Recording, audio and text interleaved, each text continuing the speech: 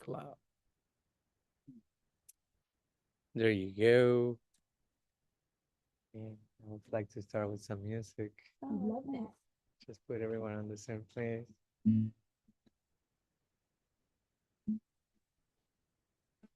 Since it was Yom Ha'atzmaut yesterday. Am Yisrael, Am Yisrael, Am Yisrael Chai. Am Yisrael, Am Yisrael, Am Yisrael Chai. Am Yisrael, Am Yisrael, Am Yisrael Chai. Am Yisrael, Am Yisrael, Am Yisrael Chai. O Davinu Chai, Davinu Chai. O Davinu, O Davinu, O Davinu Chai. O Davinu Chai, O Davinu Chai. O Davinu, O Davinu, O Davinu Chai. Am Yisrael, Am Yisrael, Am Yisrael Chai. Am Yisrael, Am Yisrael, Am Yisrael Chai. Am Yisrael, Am Yisrael, Am Yisrael Chai. Am Yisrael, Am Yisrael, Am Yisrael Chai. O Davinu Chai, O Davinu Chai. O Davinu, O Davinu, Davinu Chai. O Davinu Chai, O Davinu Chai. O Davinu, O Davinu, Davinu Chai. Am Yisrael, Am Yisrael, Am Yisrael Chai. Am Yisrael, Am Yisrael, Am Yisrael Chai. Am Yisrael, Am Yisrael, Am Yisrael Chai. Am Yisrael, Am Yisrael, Am Yisrael Chai. Kol od baleva penima nefesh Yehudi omiha ulfatei mizrach kadima ain lezion tzofia od lo abda tikvatenu התקווה בת שנות 2000 להיות עם חופשי בארצנו ארץ ציון בירושלים להיות עם חופשי בארצנו ארץ ציון ירושלים.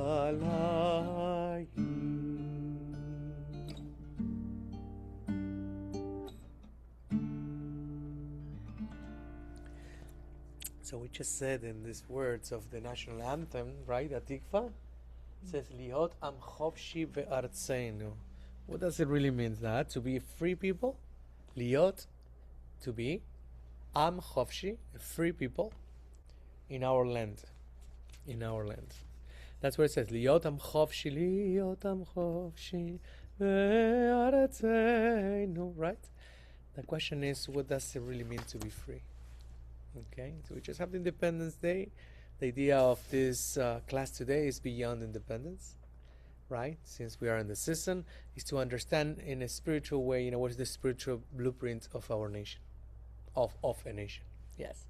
You know, the special needs adults that we do here, they're Lichiyot, which I think Rabbi had said it was becoming or to become or something. Again? Lichiyot. Lihiot. Isn't that what you just said? Lihiot means, lihiot means to be. Yeah. Yeah. To be. So that's why I guess Rabbi Har named it 34 years ago. That's good. Just be. right? Liot. I don't know what No, I did. To become. No, I'm He just said saying it I was didn't know. good to become or becoming, what else? So it's good to know. Liot. Yeah, means it's just to be. So that's a big question for us today, and this we're going to try to answer, right?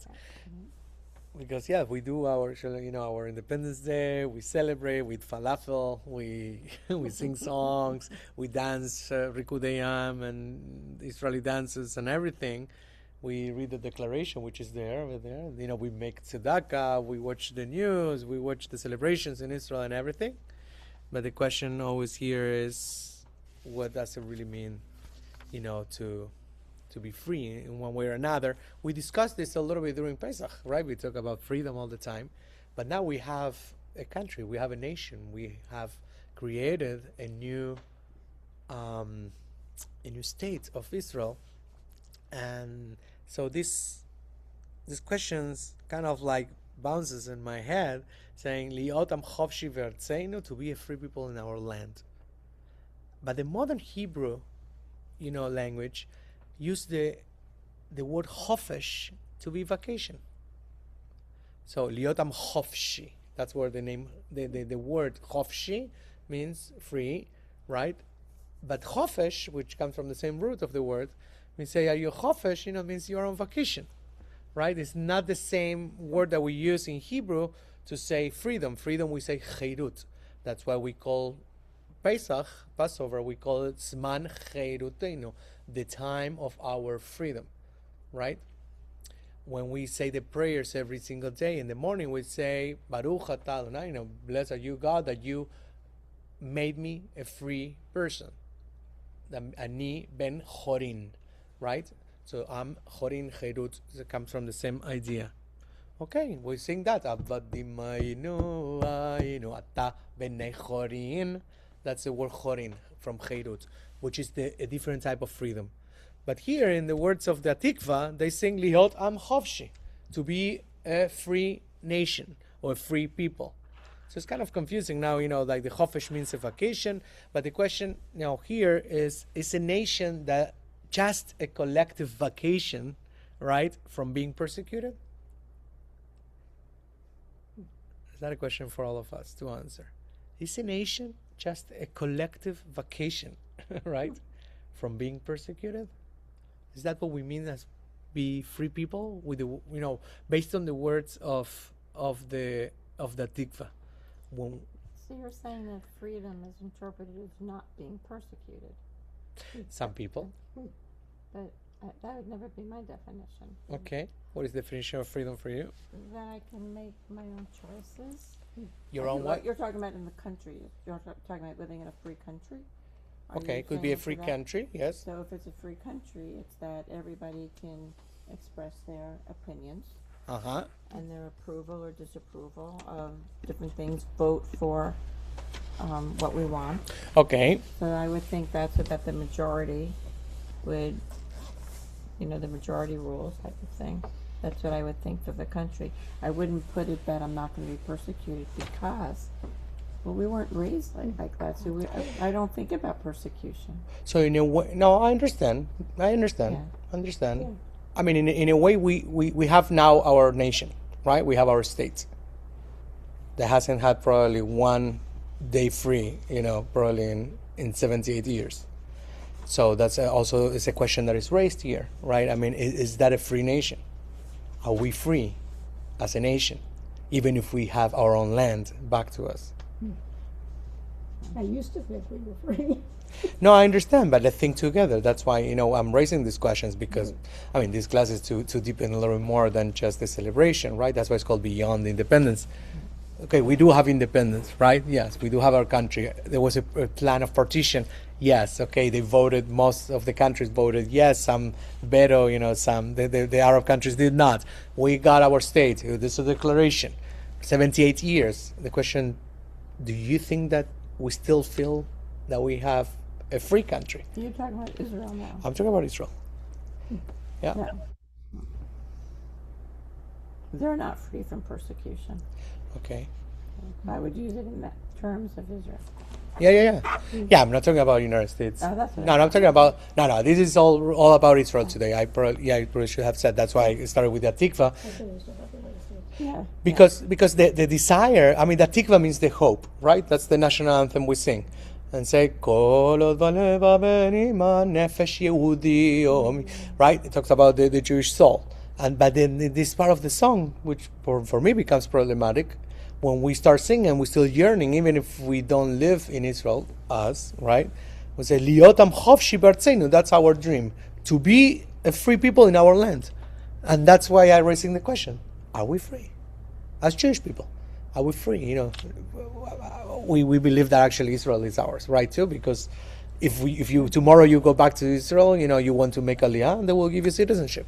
So we Jews, that's why it says the nefesh Yehudi. It doesn't say the Jewish people. It says the soul of a Jew, nefesh Yehudi. That's what the Tikva says. As a matter of fact, actually, Israelite, and this is a parenthesis here, but the Israelis did not identify themselves with the Tikva. They felt that the Tikva was more for Jewish people in the diaspora than Israelis, because Israelis also can be someone who is not Jewish, right? You can be an Israeli Christian, an Israeli Muslim, an Israeli, Baha'i, and they're Israelis. So many Israelis today, even if they sing the Tikva, it talks about the yearning of 2,000 years. It talks about, this yearning of being free in our own land. Why they say that? Because we were persecuted all the time. So having our own land, it was supposed to really be free in our own land, to be free people in our land. Yes, it's true. We can do a lot of things in our own land, in Israel, without really being or feel that we are persecuted. But the bombing and the wars and the attacks and here and there and the declaration of war and this, it's almost like we never have like a free day, a chofesh, a real vacation. And one thing is to say, we got used to. No, that's one thing. That's psychologically you got used to, great. But the reality is that we didn't bring that land, or we didn't fought for 2,000 years to get that land to really be where we are today. At least that's my perception, right? So the question remains is, what does it mean to be free people in our own land today?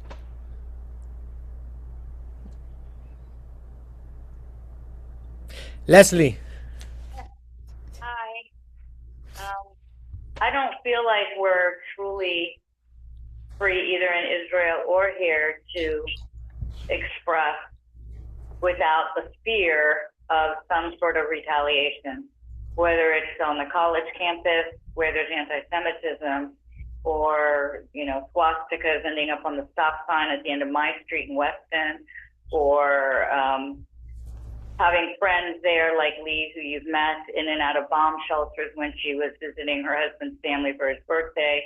So they're not really free unless the war has stopped and they're not being attacked. Okay. That's my feeling. Okay. Because there's a fear all the time.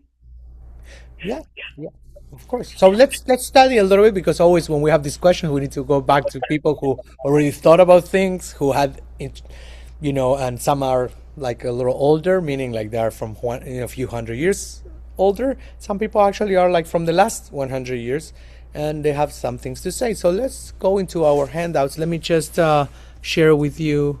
For those who are online, give me 1 second to be sure that I have the right.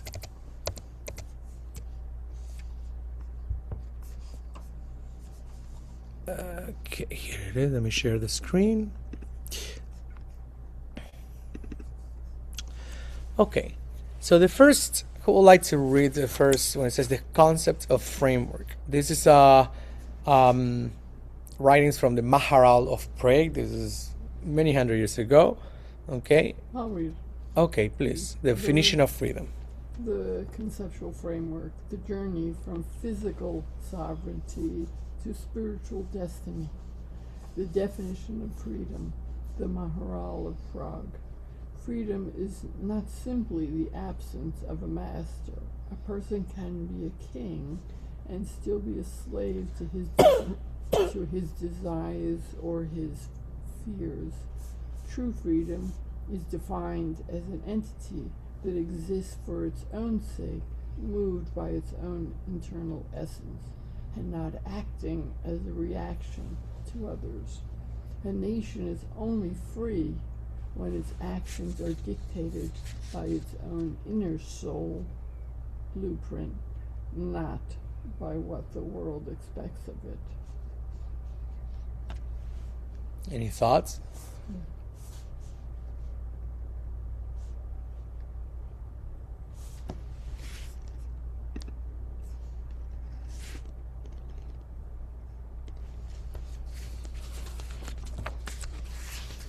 So freedom is not simply the absence of a master.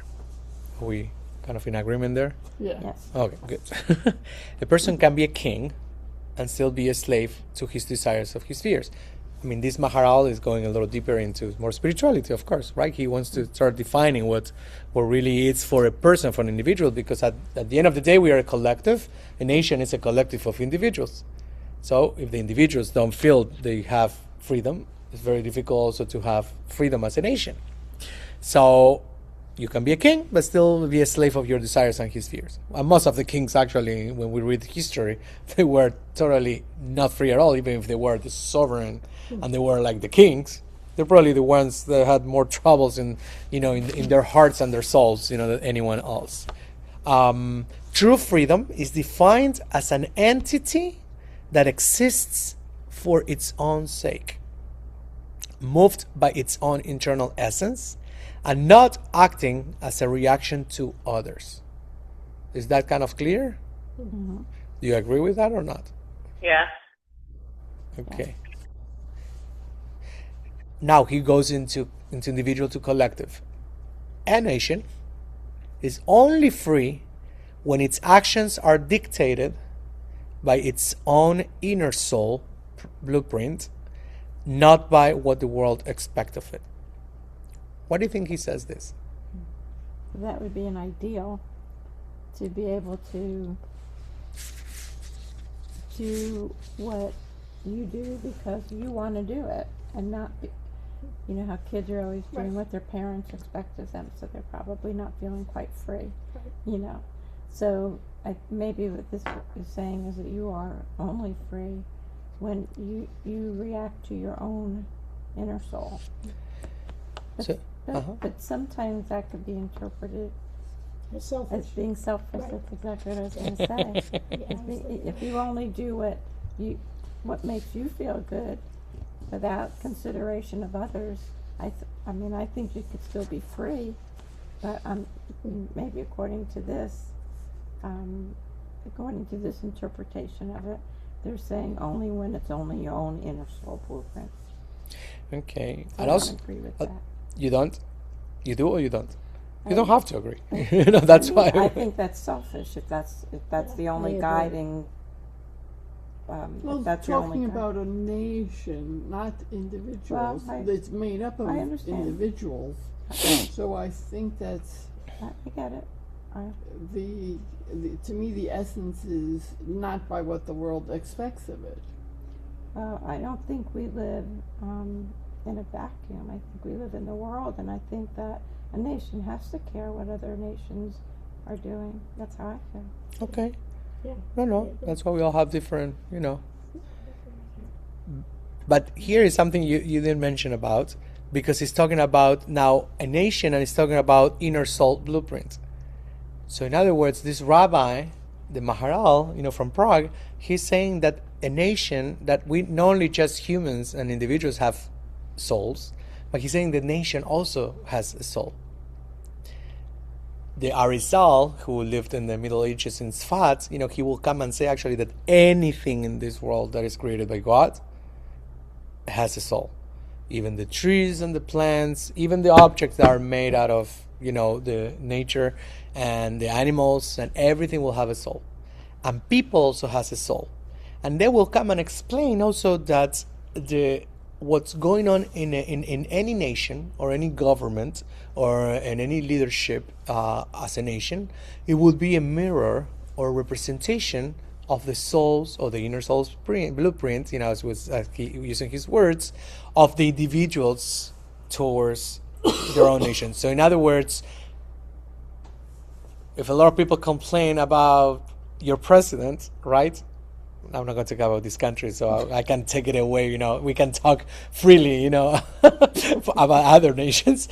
But, I'm from Argentina, right? People complain all the time about Argentinian presidencies and this and the president of this and the other ones they have and wherever. Mexicans also, etc. Americans also complain, and even the Israelis complain about their own government and everything, and that Mr. Netanyahu should have been gone for a long time.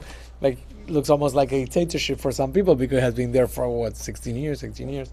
And I saw pictures with him with Obama. It's like this guy is like eternal, So and so in other words, when you have that government, governance and that leader that is in front of you, you might complain and say, I didn't vote for him, right? That's a typical. I didn't vote for him, but you're part of a collective.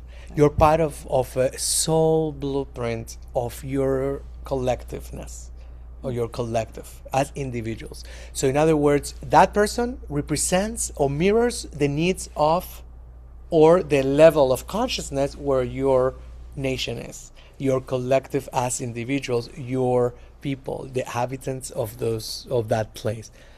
Do you understand? You follow me? What you don't have to agree with it. This is what other what rabbis say in a way. And this how it comes to be, going back to this first explanation usually came back to the story of Esther. When people think about why in this world there was a Haman who hated us so much and wanted to create, like one of the first genocides, not the first, probably the second. The first one probably was Pharaoh with the babies, right? But he took the words. There are people there, who are multiplying. He used the same words of Pharaoh, Haman. So the answer of many rabbis, when they go back to explain and to understand the story of Esther is the Jews also created that Haman. There was a need for that Haman to be created. It's very controversial at the same time, because then you can go back, to in the Holocaust, and people say, stop there, for a second, because thinking that actually there was a Hitler, that was there.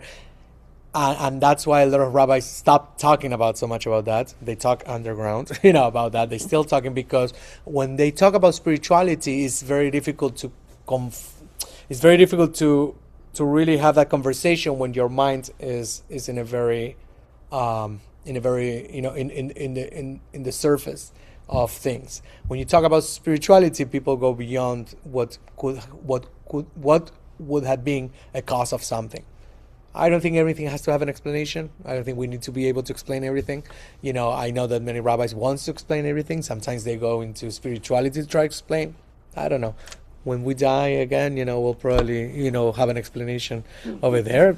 Maybe it's a simple explanation, and then we will understand it, because we will have no physical body, we will have no traumas, we will have nothing to go and nothing that will hurt. We will have just a soul that says, okay, that was another experience in life. Great.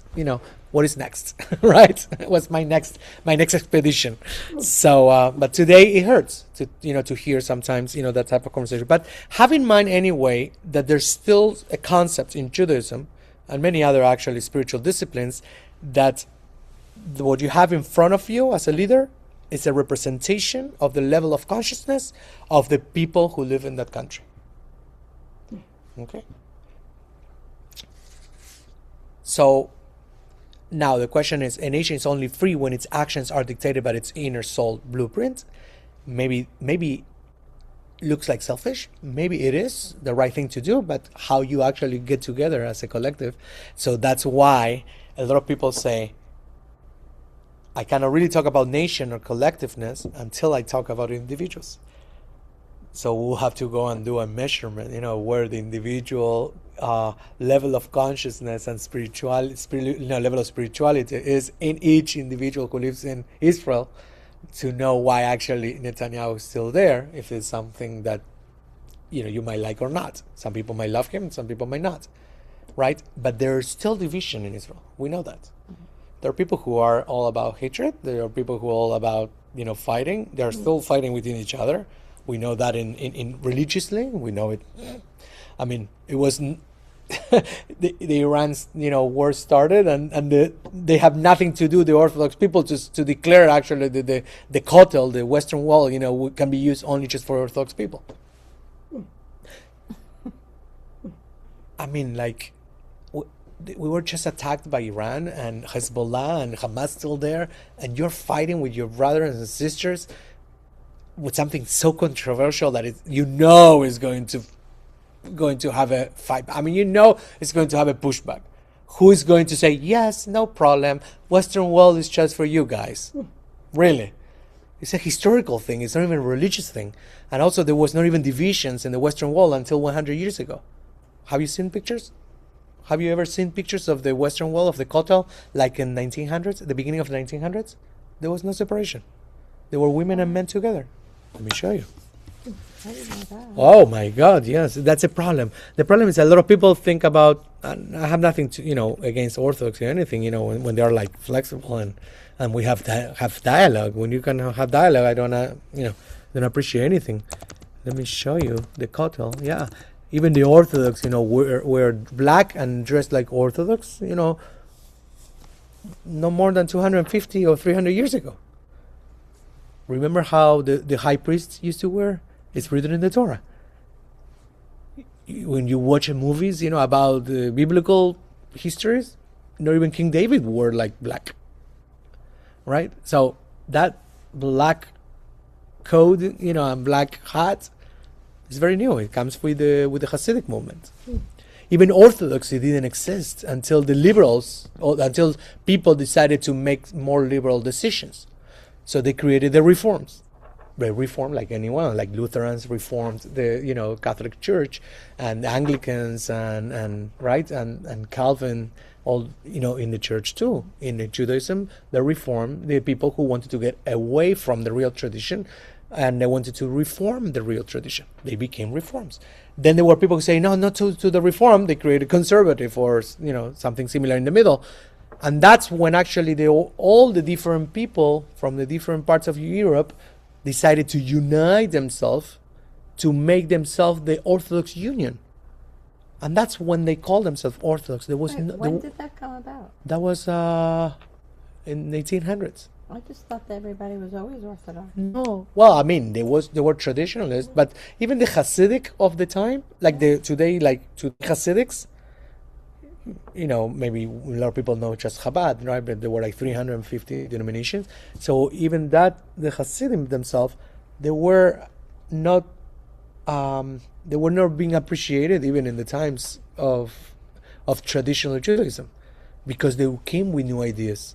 They came with ideas that they were referred to them or coined and labeled as rebels. They were excommunicated. They were expelled from the Jewish communities because of the revolutionary ideas they had. Today we see them as ultra-Orthodox. In the time, they were rebels. They were like heretics. I would have thought reform would have been that. Yeah. That's the problem, is that people have what is called kind of historical Alzheimer. Historical Alzheimer. People don't remember. Yes, Alzheimer's. And I mean, I'm not saying it's kind of like, in a way, they don't remember, how it came to be. People forgot actually that if you go back even 400 years ago, black hats doesn't exist. That it's a representation from the Hasidim to say that they're mourning the temple of Jerusalem. But it was not always like that.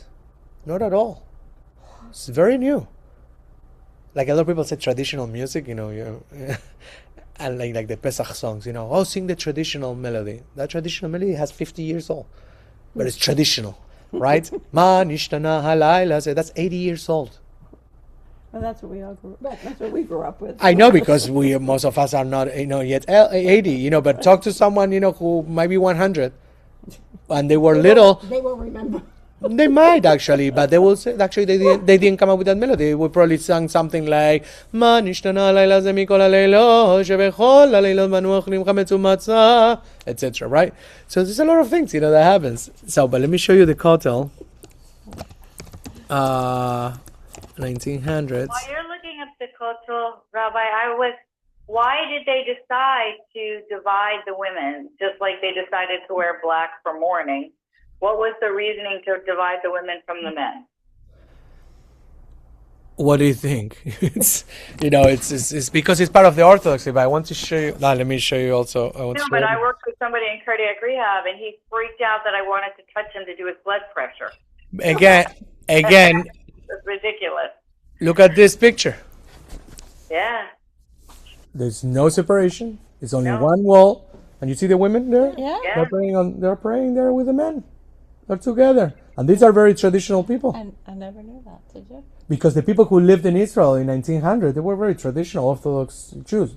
They were much less than the Arabs who lived in there, but those Jews who lived in the land of Israel, even before it became a state, in the beginning of 1900, late 1800s, look at that, no problem. That's incredible. It is, isn't it? Yeah. So coming, into a moment, of very difficult times. And this is 100 years ago, you're saying? What year is that? Yeah, it says here. How did the Western Wall, look before its liberation in 1967? Look at this. What did it look like 100 years ago, 150 years ago?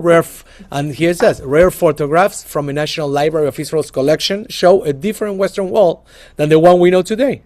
One area for prayers became two, and the uniforms of those who visited and guarded changed. Yet, one thing has stayed the same: the Jewish people's yearning to visit and pray in the most revered of sites. That's why when the Orthodox people in Israel says this can be only just for Orthodox people, are you kidding me? For everything.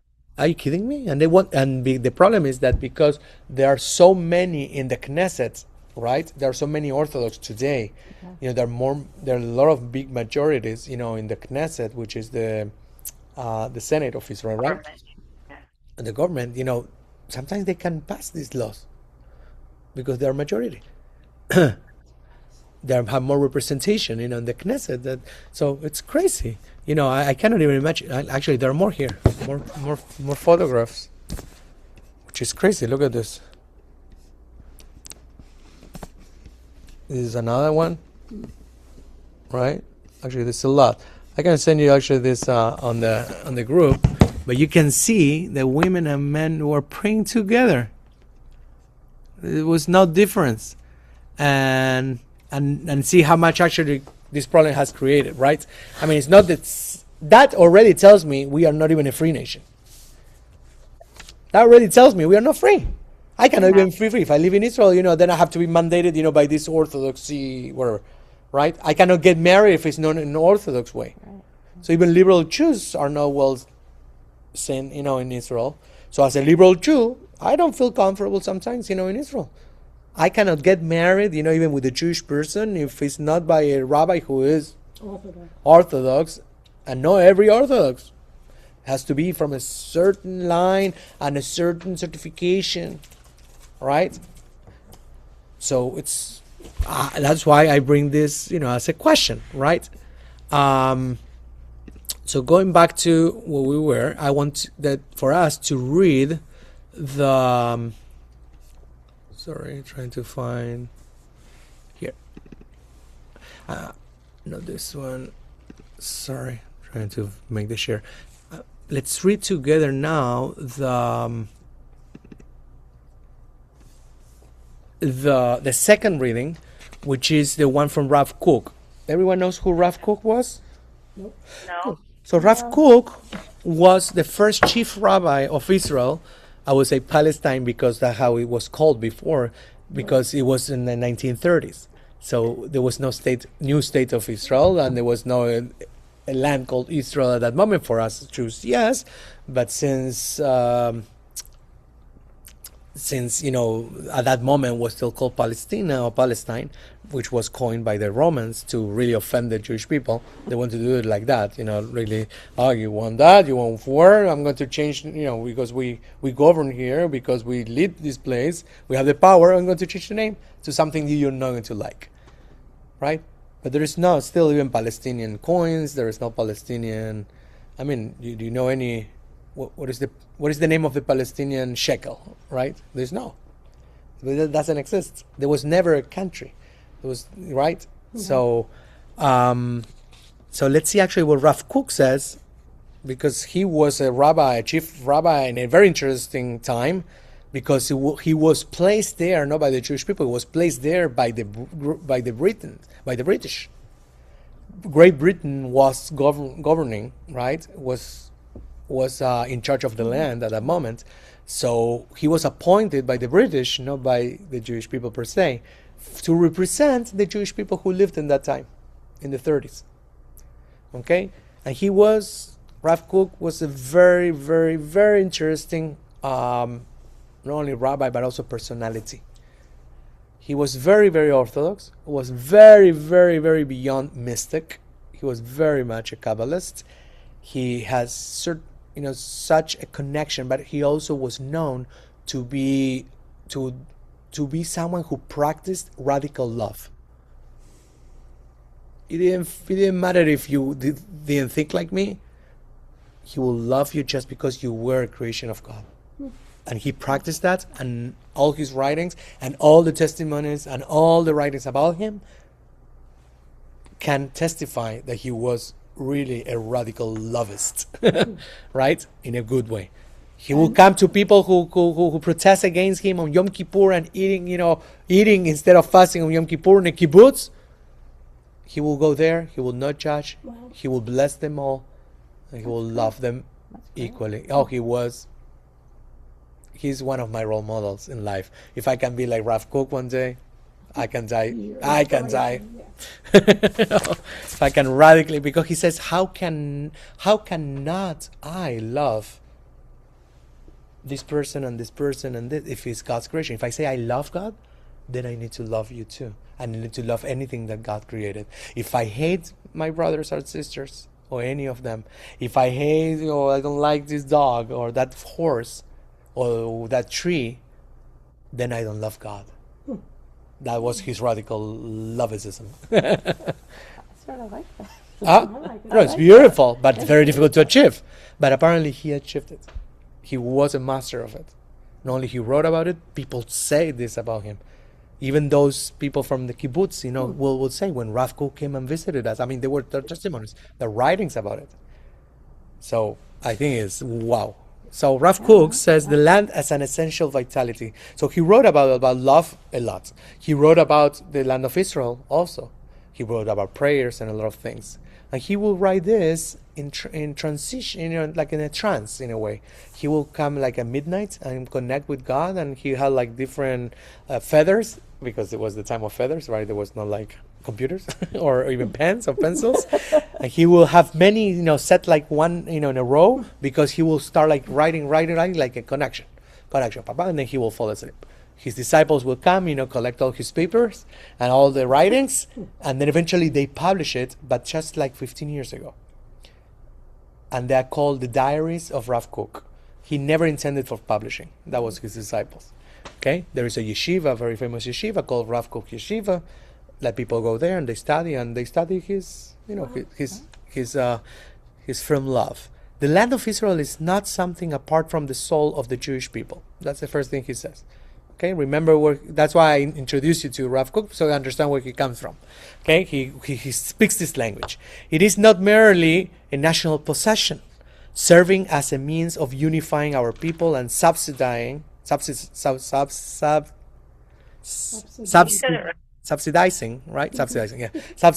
existence.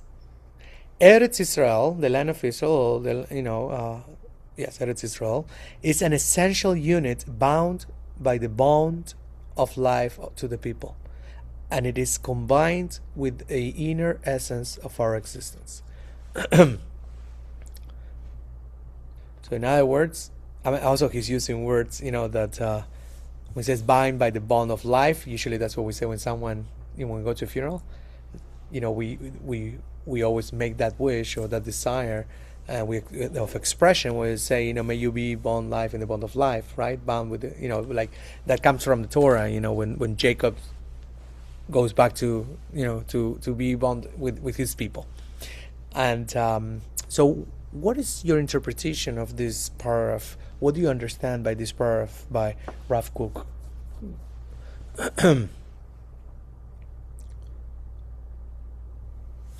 First, he says the land of Israel is not something apart from the soul of the Jewish people, right? It's not like a land there. And it seems that if you were born Jewish in this life, right, believing that actually, and he believed in reincarnation, right, that our soul, and it's, it's part of the Jewish tradition. Every night we go to sleep, we say, if you, reincarnation is called Gilgul. It's called the wheel of life. So, when we go back to sleep and we say the Shema at night, right, we usually says, forgive me for any sin that I had made to others in this life or in another life. So it's not like, Jewish people believe in reincarnation. It's written in the prayers. It's called Gilgul, a wheel of life, right? So he says, it's not apart from the soul of the Jewish people. It is not merely a national possession. It's not like, okay, now we have this land, and we just possess it. He says it's like there's a kesher, there is a connection, there is a link, right? Serving as a means of unifying our people. So here, he lived in a time also that there were not so many Jews. He didn't live in the time because he died before the state of Israel was born or reborn. So he didn't live what we're living today. Actually, I don't think there's so much unification after we just talked. Before October 7th of 2023, if you remember what the Israelites or the Israelis were doing, they were fighting. There was a problem in politics, right? About this problem and this position and the coalition and this and that, and they were protesting, and that's probably how Hamas, was able also to. He said they are so distracted, fighting among themselves. Let's do our stuff. Yeah, they're so distracted for 5 months, 6 months. Not that the tunnels, they were made in one day. Of course, we know the story, but they took advantage. There's a saying in Spanish by one of, not a prophet, but one of the poets, from in Argentina, that, and he wrote like many sayings, but also there are kind of like no commandments but precepts, right? And he says in Spanish, los hermanos sean unidos, the brothers be unified, porque esta ley primera, because this is the first law. Tengan unión verdadera, being united, have a truthful unity, porque en cualquier tiempo que sea, because in any other time, if you're not united, you will be devoured by others external to you. Kind of like a... Oh, so that's what happened in Israel. Yeah, that's what happened even in our families, right? When you have problems with someone in your family, anyone who wants to, create damage or a spark of negativity will totally do it when you are not in a, that happens. I work a lot with couples, right? In our mental health, I work a lot with couples, and when they're not in good terms, this brother or this in-law or this friend or wherever, if they have something against that person, that's the time when they come in.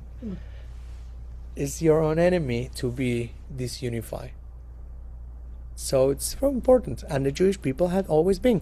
When Haman said, there are people who are dispersed, right? It's not that they are dispersed. The rabbis explain that it's not just dispersed around the world. There's not like they just live and spread around. They are dispersed because they have problems between themselves. So the rabbi says that's what Haman came to say. We didn't pick up on this because it's true. There were already problems in those times in Persia. There were problems that the Jewish people were dispersed and fighting among themselves. Nothing that changed in 2,000 years. Seriously, right? And when you talk about the temple being destroyed, what is the first thing that the rabbis will come and say in the Talmud? Every year, when we have Tisha B'Av, which is the 9th of Av, and we remember the destruction of the temples, is always this phrase that they will use. There was sinat chinam, which means baseless hatred. It's a word that a phrase that we hear all the time, and it's explained in the Talmud how the temple was destroyed, how the rabbis understand that the temple was destroyed. Yes, it was destroyed by the Romans physically. But before that, there was already self-destruction because there were problems, and it seems that it started with problems between the rabbis as well. One who didn't like another one was invited by mistake to a party because he had a different or very similar name, and the person came, and then the person said, please do not kick me out from the party, I pay all the party. Say no, because I hate you, you should go. And though the rabbis remained silent, he was kicked from the party, even if he offered to pay 100% of the party just not to be embarrassed. But he was kicked out because the hatred that he had for that person, right, it was beyond and larger than that understanding that could create what actually ended up creating. That person was very offended, embarrassed. He felt the self-esteem went down to the floor. He went to the emperor and says, the Jewish people hate you. What do you mean the Jewish people hate me? He said, we have a relationship. And he says, I will prove it to you. Give them an animal, and then he blemished the animal, so he knew that the people were not accepting it because it's against the Jewish law to eat, to sacrifice an animal that is blemished. There was a discussion between even the people who received the animal, the gift from the emperor, right? And one says, I think we should kind of like for this time, because it's the emperor's, he will be offended if we don't, and then decided actually not to accept it. But there were people who said, just be flexible. No, they became very right-wing. No, emperor got offended. The rest is history. How it started? With a fight among brothers and sisters. Ourselves. So in other words, the rabbis come to say all the time, it's our fault. Why we look externally? We look at Iran, we look at Hamas and Hezbollah. Yes, they are like horrors. They are ogres. They are the worst. They are like, they should never exist. But if you think about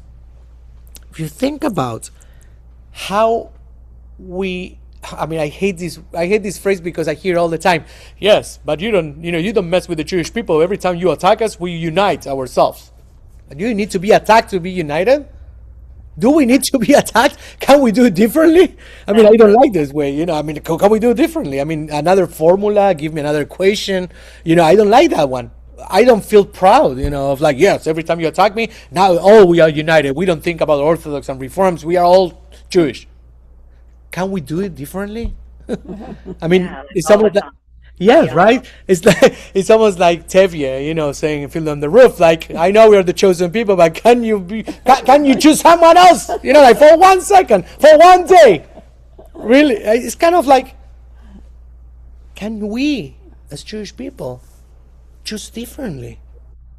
Can we have peace among them ourselves? And maybe actually, if that day comes, maybe we won't see people attacking us, because maybe we are creating. Again, think about spirituality, okay? Don't try to think mentally, because it looks like I'm insane. Okay, I will be expelled from this country now. But spiritually, think that we might be creating these enemies, so they remind us that we need to be united. But can we do that without that game? I don't like it. We lose a lot of people. We lose soldiers. But then it's a pattern. It's almost like a buckle that we don't. It's a loop that we don't get out from that. They stop attacking us, and then we fight again ourselves. Come these Orthodox people, say, the Western Wall is just for Orthodox. What? You don't have it's not just Hamas and Hezbollah. We have Iran. Behind Iran, we have China. We have Soviet, like Russia. What are you talking about? Don't you have other things to do? Are you bored? Don't we have enough? You need to create now another problem between ourselves. Seriously. Because when they do that, it's not attacking. It's not just creating problems within just Israelis who live in Israel.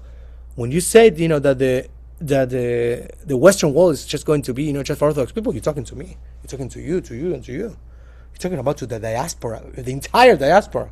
There is no Orthodox. That is probably most of the diaspora. And you're talking about also in Israel, the 80% who are non-Orthodox, which is the society of Israel. It's not Orthodox. They are a minority. They look like a lot, but they are a minority. So if the non-Orthodox are a minority, how is the Knesset Right, ruled by the Orthodox? right. Because what happened is that when people don't take responsibility, for their own politics and their own governments and everything, someone else is going to fill the hole. Take over. Yeah. Yeah. And they have always wanted to be there. So what happened is that you need to understand also that there's certain, this is just for someone who understands better, the politics in Israel, but in essence, there's certain political groups or political parties that depend the votes from the diaspora too. Especially if you want to have conservative Jews or Reform Jews, they have their own parties. One is called Merkaz, and another Reform, how it's called, but you need the votes from people, the conservative Jews from the diaspora and the Reform Jews from the diaspora.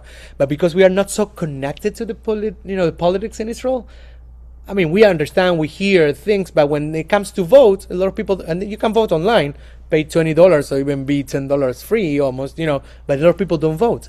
Or they don't know about it because there's not enough lobby. But that's what they need. If you want to be represented in the Knesset as a liberal Jew, you need to do something from the diaspora. It's our responsibility. And I tell you, they get this amount of votes because we, Jews from the diaspora, we don't take responsibility for what's going on in Israel. Then we complain sometimes. It is just I'm doing a self-reflection, of our own responsibility, right? Because for many years I didn't vote either. When I was in Israel last year, they made a lobby, I was as part of a mission, and they say, we need you guys. They need us. They cannot do it just there because there are not enough liberal Jews in Israel. There are Chilonim, which is like secular Jews. That they don't believe in liberal, they don't believe in orthodoxy, right?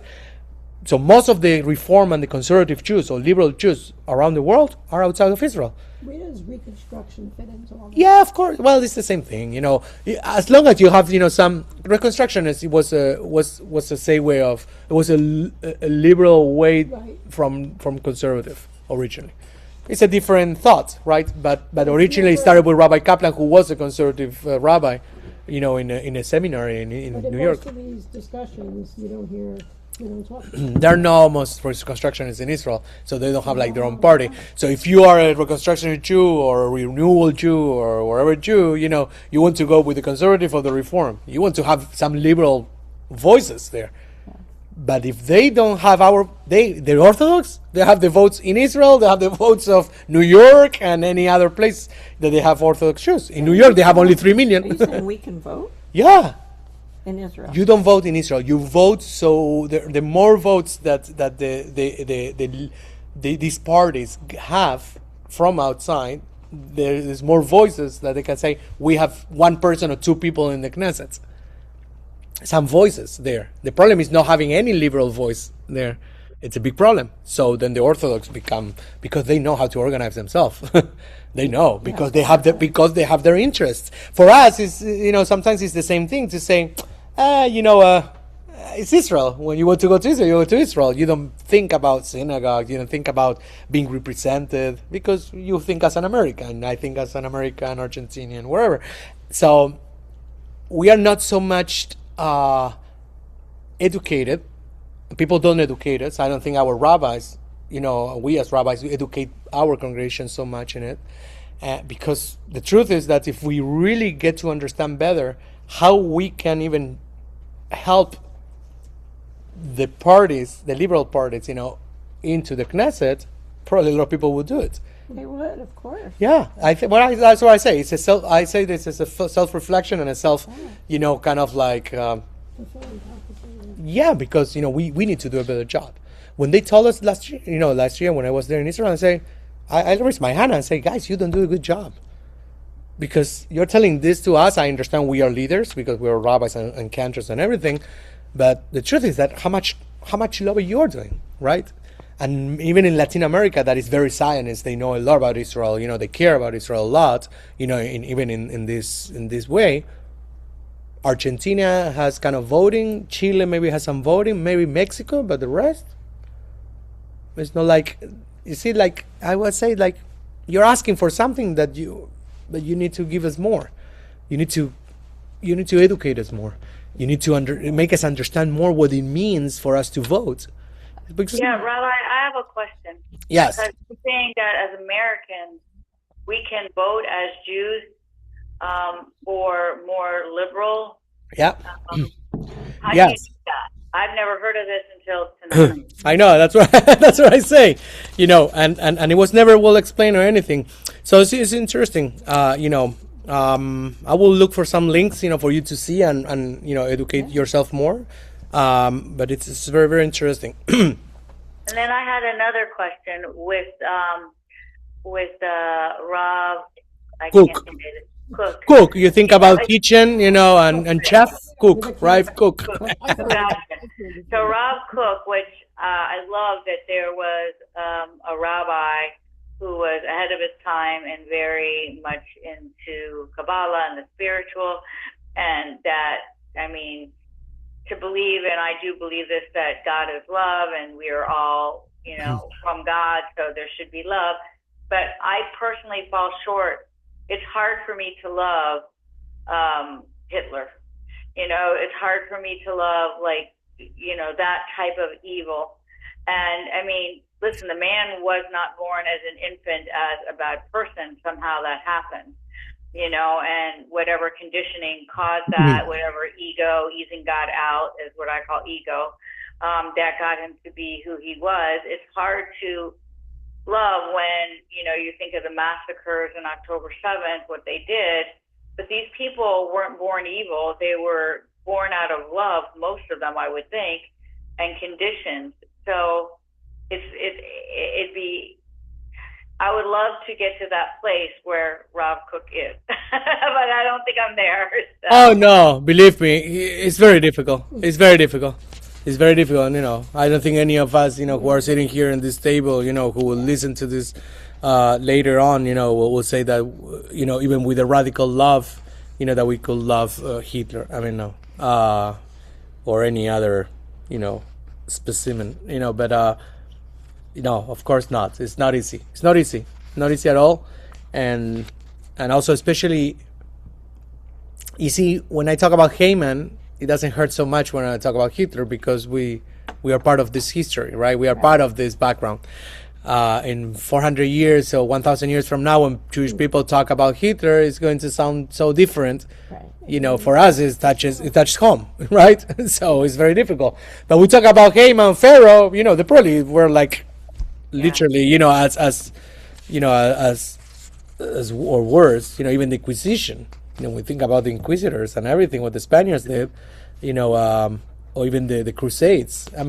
There are things that when we talk about history 1,000 years ago, 2,000 years ago, 3,000 years ago, it doesn't touch so much home. It looks as history. Hitler eventually will become that too. For us, it's very difficult. So I agree with you 100%. And I don't think last survivor, she just died, so they just had that on the news at the last survivor? I don't think so. There's still survivors. Yeah. Actually, tomorrow we have a Shabbat here for survivors. Yeah, I don't know. They said the last. Maybe it was from a specific. Maybe from a specific state or yeah. One of the specific, yeah.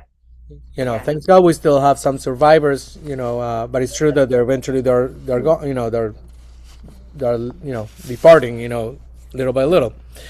So here's the last thing I want to leave you with, because it's 8:00. We can talk forever about this. I know it's a lot, but take this home, and read a little more.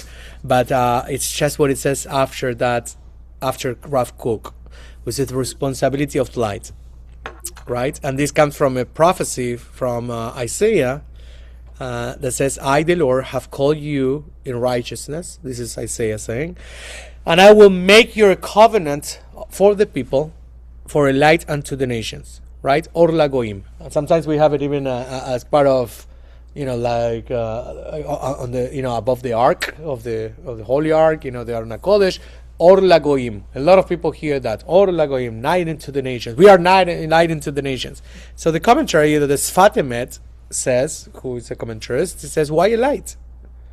Right, you could be something else, a rock into the nation. But why light? Why Isaiah, has this prophecy where it says, eventually will make you a covenant of the people, or for the people, and then a light unto the nations. Which I think it's a great responsibility, huge, right? I don't know if I want to have it. Maybe yes, maybe not. When I hear Epstein, I hear like, oh my God, they would mess up. We did mess up again, right? I mean, what do you mean lied into nations? Now, for only one guy who did disastrous things, right? I'm speechless. I'm embarrassed myself, to be not to be a Jew, but that person was a Jew, right? Exactly. Yes. And I'm saying him because it's in the news, or actually it's not in the news anymore. I don't know what happened. The war happens. People don't hear him. You see They how divert out of it. yeah, they do whatever they want. Now you don't even hear about Iran anymore. Now you hear other things. I say the news, they want to hear wherever they want us to hear. They manipulate us like dolls, like little. Yeah, it's just like marionettes. Tell me, what was the last time you heard about, the first time that everything was starting really to talk about Epstein? Gone. The war.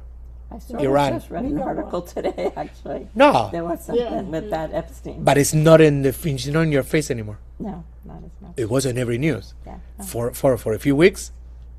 Right after when it started really badly, Iran, Trump and Netanyahu decided, to attack Iran, and now everything is about Iran. Didn't want to be. All diversion. Of course, you see. So that's why I said, and I'm here to talk about politics. I just want everyone to realize. That's why I don't like to watch news, because at the end of the day, I don't know how much is manipulation, how much they want me to buy their product, Right. or what. Because there's a lot of things happening in the world, and there's a lot of perspective about even what they're saying.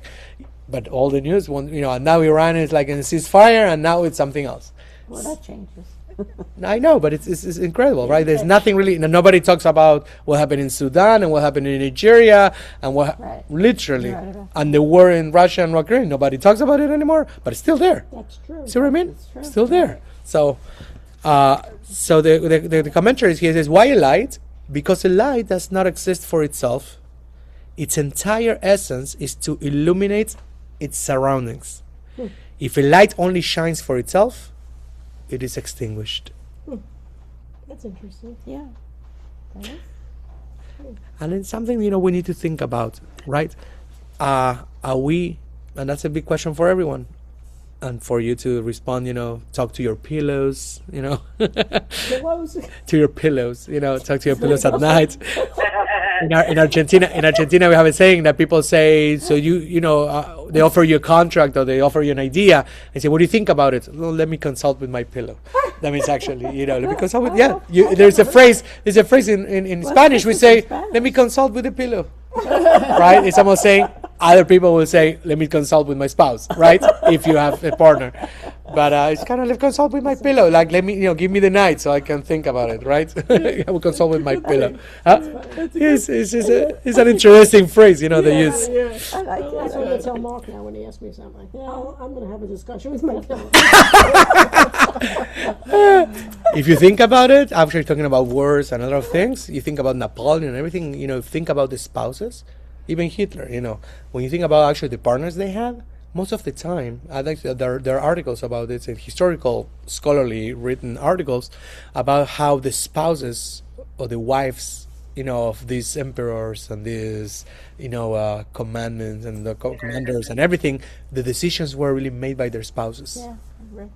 Same thing with the United States with presidents, I'm sure. And I'm Israel, sure, yeah. everywhere. No, it's almost, yes, most of the government had been male, It's like right? a team. But I Kind of a think team, but it's spouses- almost like the big decisions happen Yeah. with a pillow, at night with the spouses. But what I want you to have, Change the term pillow talk right there. I'm sorry. I know. But I want you to have this in mind, when you go back home today, is as we think about this week, last week was, Yom HaShoah, and, this week was Yom HaZikaron, Yom HaTzmaut. It's to, more of the celebration. Sometimes celebration, I love celebrations, and it's I the same. missed the celebration. Yesterday? I You didn't come? I don't know. It's fine. But, it's like Purim sometimes, like, I think that sometimes we are deluded, kind of deluded by the noise. And we don't get to think. It's good to celebrate. Don't get me wrong. I love to celebrate. But sometimes, there are deeper things that we need to think about. What are we celebrating? I mean, I'm going to celebrate Israel Independence Day. How much independent it is? Right? Yeah, maybe it's not independent, but it's codependent of the wars. It's codependent of these people, these Arab countries who still like hating us. right? It's codepending of these problems that we have internally. So how much independent I am, right? So how much I'm celebrating independence when I don't know if I have independence.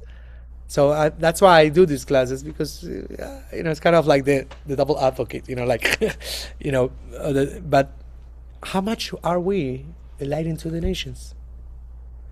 And for answering that, I cannot really control what Mr. Epstein or whatever other other Epsteins in the world are doing, or when it was the big problem in New York, wherever we have so many, unfortunately. But how much I am doing as an individual.